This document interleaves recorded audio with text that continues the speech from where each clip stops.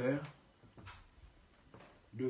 devant vous, c'est Eru Menchuetep Bandeb de l'Académie de la culture noire Keméti et du sanctuaire de Théouti. Je viens devant vous, saine et sainette, pour partager quelque chose avec vous cet après-midi. Il s'agit de ce qui concerne le nettoyage, que ce soit le nettoyage personnel, le nettoyage des objets qu'on utilise dans notre spiritualité ou encore généralement la maison ou notre habitation. À ce propos, je viens présenter devant vous et partager avec vous les bienfaits et l'utilisation de la plante que nous appelons la sauge. La sauge est une plante qui a été utilisée pendant très longtemps pour ses bienfaits nettoyants et dans beaucoup de pratiques spirituelles. Donc, moi-même personnellement, j'ai utilisé la sauge depuis très longtemps, donc j'ai jugé nécessaire de venir partager cette connaissance et cette compréhension avec vous tous. La sauge peut être sur un aspect frais, donc on peut utiliser la sauge dans la cuisine pour préparer le repas et consort. On peut utiliser la sauge lorsqu'on a par exemple des problèmes de toux, les coups de froid et ce genre de choses. Donc on fait bouillir comme du thé et on consomme ça. Donc c'est une épice qu'on peut manger, donc il n'y a absolument rien de négatif ni de nocif à la santé par rapport à la sauge. Mais ce que je viens présenter devant vous cet après-midi, c'est plutôt l'aspect désintoxifiant, nettoyant, purifiant, voilà le mot exact. Je voudrais partager avec vous l'aspect purifiant de la sauge. Pour les anglophones, nous sommes habitués à appeler ça sage. Donc la sauge vient dans plusieurs formes, comme j'ai dit, le frais ou bien ce qui est séché. Maintenant, pour faire les nettoyages, on utilise généralement la sauge qui est séchée parce que ça brûle plus facilement. Donc ça, par exemple, là, c'est un bouquet de sauge séchée. Donc on peut utiliser ça directement. Donc on allume tout simplement d'un côté et on asperge et on fait le nettoyage avec la fumée qui est dégagée à partir de la sauge qui est brûlée. Ça, c'est une façon de faire la chose. Mais comme vous voyez là, ce bâton de sauge est très grand. Donc, je ne voudrais pas gaspiller juste pour faire quelque chose de très petit. À moins que le travail que je compte faire puisse être un travail plutôt intense et plus grand. Donc, je peux brûler directement. Si c'est quelque chose de petit, j'ai juste besoin de faire un petit nettoyage. J'utilise ça un peu autrement. Je montrerai ça dans un instant. Mais il y a aussi les bâtons d'encens de sauge qui viennent comme ça dans les petits paquets. Donc il y a des modèles différents et consorts. Donc on se retrouve avec un bâton comme ça. On peut brûler ça dans la maison et ça sent très bon. Et ça fait toujours le même travail nettoyant et purifiant comme la sauge ici là présentée. Maintenant, lorsque nous faisons brûler la sauge, ce qu'il y a à comprendre, ce qu'il y a d'important et d'essentiel dans ce travail-là, c'est l'intention dans le travail. Parce que l'intention focalisée dans le travail qu'on est en train de faire est comme ce que je qualifierais de pilote. C'est ça qui va conduire ce travail de purification. Donc la sauge maintenant devient comme un outil utilisé pour orienter cette intention à faire le travail nettoyant. Maintenant, je vais, pour qu'on puisse se comprendre beaucoup plus facilement, je vais utiliser la sauge et je vais vous faire une petite démonstration, comment est-ce que ça fonctionne. Maintenant, une chose que je dois dire, c'est que quand on utilise la sauge en tant qu'encens, il y a de façon très simplifiée deux aspects, deux éléments qui sont en jeu. Il y a l'élément air parce que la sauge est brûlée, donc il y a le feu qui est impliqué.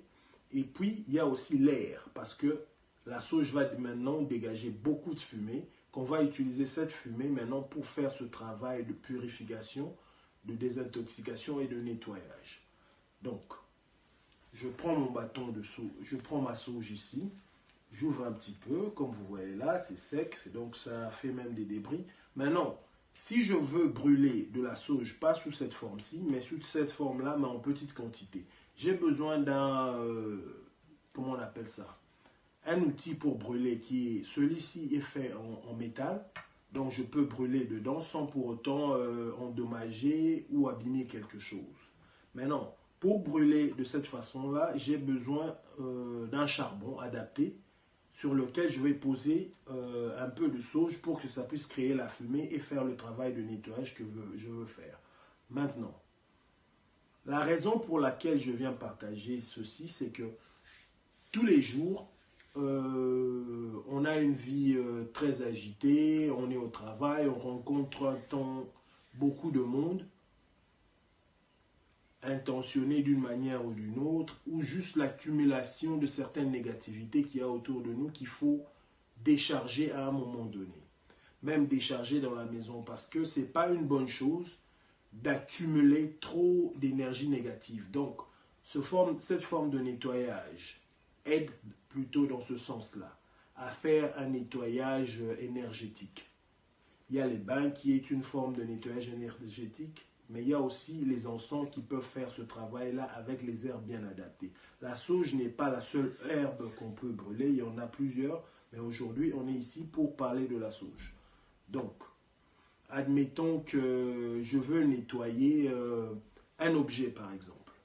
Donc ce que je fais, par exemple j'ai mon bracelet ici, je vais faire la démonstration quand je veux nettoyer énergétiquement un objet par exemple que je viens d'acheter. Je ne sais pas comment est-ce que le procédé a été fait dans la fabrication de l'objet, dans le transport de l'objet, tous les gens qui ont touché, parce que ces objets-là peuvent absorber par exemple certaines énergies qui ne sont pas nécessairement bonnes pour les personnes. Donc, je veux m'assurer par exemple que je dégage ce qu'il y a qui est énergie négative pour que moi maintenant je puisse utiliser cet objet pour moi. Ça c'est juste un exemple. Donc, dans ce cas-là, ce que je fais, c'est que je prends mon charbon. Le charbon, quand on l'achète, il vient un peu comme ça. Ça, c'est un paquet qui n'est pas encore ouvert. Et maintenant, quand je l'ai ouvert, il y en a plusieurs comme ça. Je pense peut-être une dizaine. Donc, j'ai besoin d'un briquet et des allumettes.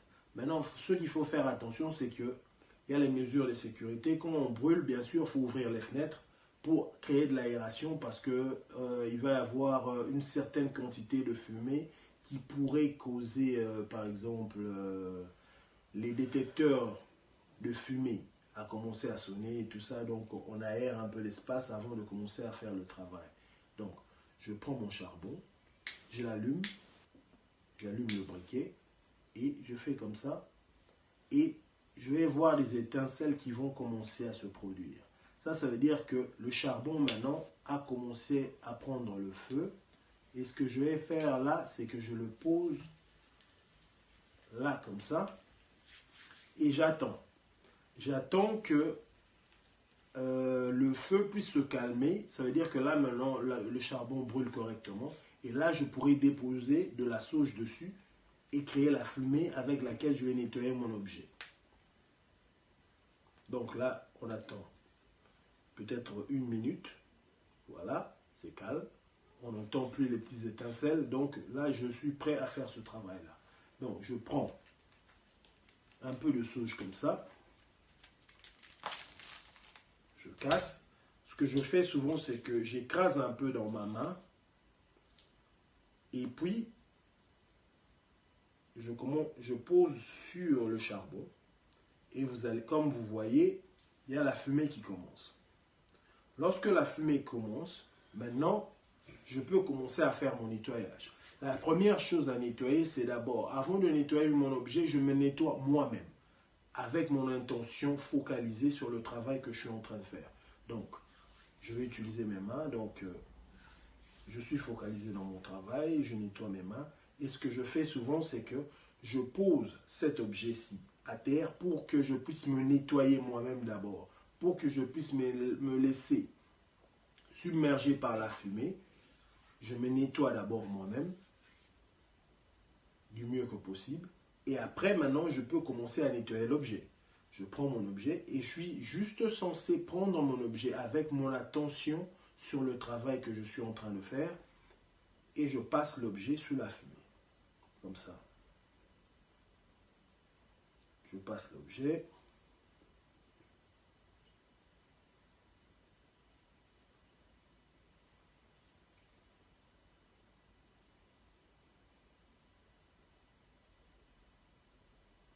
Et voilà. Mon objet est nettoyé, je peux le poser. Maintenant, je peux utiliser l'objet comme je veux. Il ne s'agit pas uniquement de la première fois que j'utilise l'objet, mais après avoir porté, utilisé ce bracelet pendant très longtemps, il y a certaines charges, énergies négatives qu'il y a autour qui peuvent s'accumuler sur l'objet. C'est pour ça que tous les X temps, par exemple, je ne sais pas, selon l'utilisation, peut-être une fois la semaine, je peux nettoyer ce bracelet et le remettre et réutiliser encore. Donc, je peux nettoyer n'importe quel objet que je veux. Maintenant, je vais expliquer en ce qui concerne nettoyer, par exemple, faire un nettoyage énergétique, purificatif de la maison, par exemple.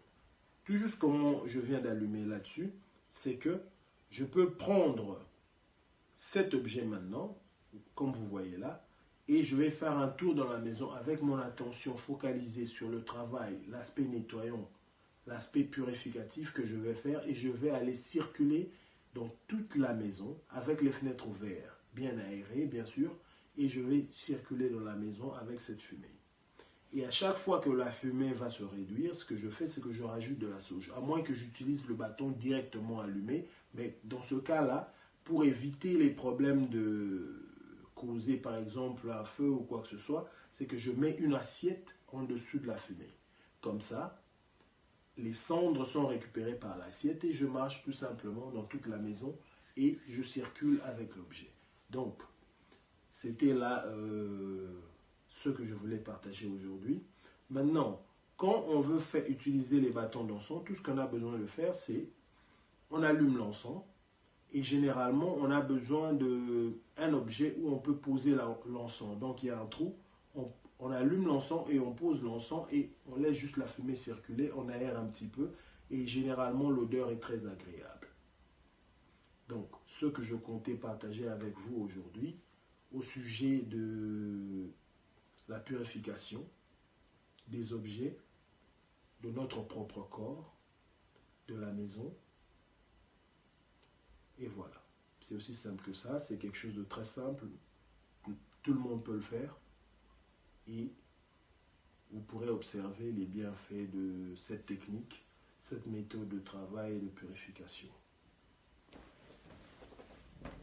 Donc, c'était cet après-midi votre Baneb Heru Menshu Hotep de l'Académie de la culture noire Keméti et du sentier de Teoti. Je vous dis Doua, je dis Doua Necher. Et avant de vous quitter, je vais prononcer ces quelques mots envers vous et envers l'univers tout entier en disant Amasu Empa Emra Sangsu Aou Kwaura Manketipa Erura Doua Necher.